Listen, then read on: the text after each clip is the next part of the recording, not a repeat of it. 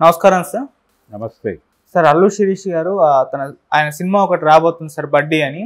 అయితే ఈ సినిమా ప్రమోషన్స్లో భాగంగా ప్రెస్తో మాట్లాడుతున్నప్పుడు సినిమా రేట్ల పెంపు విషయం పైన ఆయన స్పందించారు. అంటే ఈ సినిమాకి చాలా తక్కువ రేట్లు పెట్టారు, 99 సింగిల్ స్క్రీన్కి, 125 మల్టీప్లెక్స్కి. ఎందుకు ఇంత తక్కువ రేట్ పెట్టారని అడిగినప్పుడు ఒక మిడిల్ క్లాస్ పర్సన్ సినిమా చూడాలి అంటే ఫ్యామిలీతో కలిసి 2000 ఖర్చు పెట్టుకొని పోవాల్సి వస్తుంది. సో ఇది ఫ్యూచర్లో ఇలా కంటిన్యూ అయితే ఒక బంగారపు కోడిగుడ్డు పెట్టే బాతును మనమే చంపుకున్నట్టు అవుతుంది. అందుకే ఇది అందరూ గ్రహించాలి, సినిమా రేట్లు మరీ ఎక్కువగా పెంచకూడదు అన్నట్టుగా ఆయన మాట్లాడారు. మరి మీ ఒపీనియన్ సార్? సినిమా టికెట్ల రేట్లు చాలా అధికంగా పెంచుకుంటున్నారు అనేది ఒక ఆరోపణ. అవును, పెద్ద హీరోల సినిమాలకి 500 అలా పెంచేస్తున్నారు, రెట్టింపు చేసేస్తున్నారు, వాళ్ళే అధికారికంగా బ్లాక్ అమ్ముతున్నారు అనేది ఒక ఆరోపణ చాలా కాలంగా ఉంది. అవును, అంటే సినిమా రిలీజ్ అయ్యేటప్పుడు ప్రభుత్వాధినేతల దగ్గరికి వెళ్ళి హీరోలు బతిమాలి రేట్లు పెంచింపజేసుకోవడం అనేది చేస్తున్నారు ఆచారంగా. అయితే ఎవరు చూస్తారు? ఈ మొదటి వారం మొదటి రోజు మార్నింగ్ షో చూసేది ఎవరు? ప్రేక్షకులు కాదు, ఫ్యాన్సే. అంటే ఎవరిని కోసుకు తింటున్నారు వీళ్ళు? అభిమానుల్ని కోసుకు తినేస్తున్నారు హీరోలు. ఇది గమనించాలి. అది గమనిస్తే మిగిలినవన్నీ అర్థమవుతాయి. ఇప్పుడు ఇంకొక కాంట్రవర్సీ ఏంటంటే అల్లు శిరీష్ ఓకే టికెట్ల రేట్లు తగ్గించావు, మంచిదే, లోపల స్నాక్స్ రేట్ల పరిస్థితి ఏంటి? మల్టీప్లెక్స్లో 125కో 150కో నీకు టికెట్ అమ్ముతావు, కొనుక్కొని లోపలికి వెళ్ళిన వాళ్ళు 1000 రూపాయలు పాప్కార్న్కి బాధేస్తే ఏంటి పరిస్థితి? నువ్వు 150 రూపాయలకి ఇచ్చి ఏం ప్రయోజనం? అందుకని థియేటర్ ఆడియన్ ఫ్రెండ్లీగా ఉండడానికి ఏం చేయాలి అనే దాని మీద కసరత్తులు జరగాలి. ఆడియన్ ఎనిమీగా మారింది థియేటర్. అందుకని సింగిల్ స్క్రీన్ ప్లేస్లోకి నెమ్మదిగా ఓటీటీలు ఎంటర్ అవుతున్నాయి.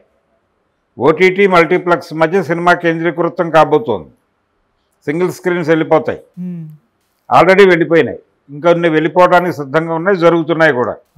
అందుకని సింగిల్ స్క్రీన్ కాపాడుకోవాలి అనేటువంటి ఆలోచన ఉంటే రేట్లు తగ్గించడం అనేది ఒక మార్గం మాత్రమే కాదు. రేట్లు తగ్గించడం ద్వారా ఏం చేయగలం? మనం థియేటర్ని మరింత ఆడియన్ ఫ్రెండ్లీగా మార్చగలగాలి.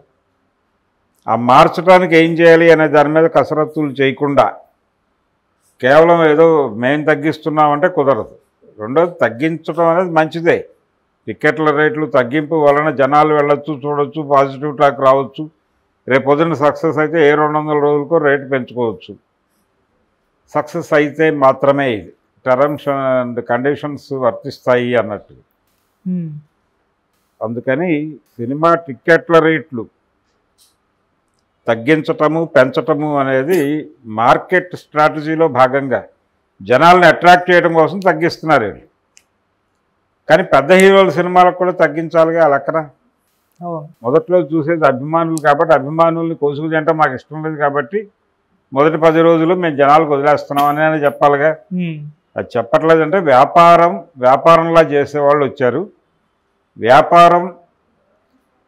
వ్యాపారంలాగా చేస్తున్నటువంటి సమయంలో అలాగే వెడితే, అది అలాగే ట్రావెల్ అయితే ఏ ఇబ్బంది అన్నా వస్తే చూసుకోవడానికి ఇతర ఏర్పాట్లు చేస్తున్నారు. అందుకని ఏ విషయాన్నైనా అంటే టిక్కెట్ల రేట్లు తగ్గింపో లేకపోతే మరొకటో దేనికి అది విడిగా ఉండదు, అది మొత్తం ఒక నిర్మాణంలో భాగమై ఉంటుంది. ఓకే. అందుకని అల్లు శిరీష్కి ఎలాగో వాళ్ళకి రిలీజు ఇవన్నీ అన్ని వ్యవస్థలు కంట్రోల్లోనే ఉన్నాయి కాబట్టి పాప్కార్న్ రేట్లు తగ్గించమని చెప్పమనండి. టికెట్ల రేట్లు కాదు ఇప్పుడు జనాలు నేర్పిస్తోంది, లోపల స్నాక్స్ రేట్లు. అవును, సింగిల్ స్క్రీన్స్లో ఎలాగో తక్కువే ఉంటున్నాయి స్నాక్స్ రేట్లు, కానీ మల్టీప్లెక్స్లు ఇబ్బందికరంగా ఉన్నాయి.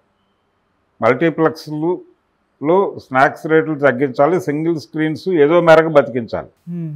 ఈ 2 పనులు భుజాన్ని వేసుకుని కనుక పనిచేయగలిగితే అల్లు శిరీష్ వెంట జనం నడుస్తారు. సార్ అల్లు శిరీష్ గారు అంటే ఫాదర్ అల్లు అరవింద్ గారు, అంటే ఇప్పుడు టాప్ ప్రొడ్యూసర్లో ఆయన ఒకరు కాబట్టి ఇదే ఆయనతో డిస్కస్ చేస్తే బాగుంటుంది కదా అని చెప్పేసి నెటిజన్స్ అయితే కామెంట్స్ చేస్తున్నారు సార్.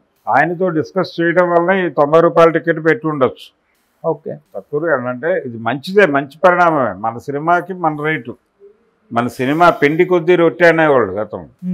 మన పిండికి ఈ రొట్టె చాలే, లేకపోతే ఈ రొట్టెకి ఈ రేటు చాలే అనుకుంటే బాగానే ఉంటుంది, మంచి ఆలోచనే. ప్రతిదీ 1 కోటి రూపాయలు పెట్టి జనాల నుంచి వెంటనే దండుకోవాలంటే అయ్యే పని కాదు కదా. అందుకని ఇది మంచి ప్రయత్నం. ఈ ప్రయత్నాన్ని తప్పట్టక్కర్లేదు. Thank you so much. Thank you.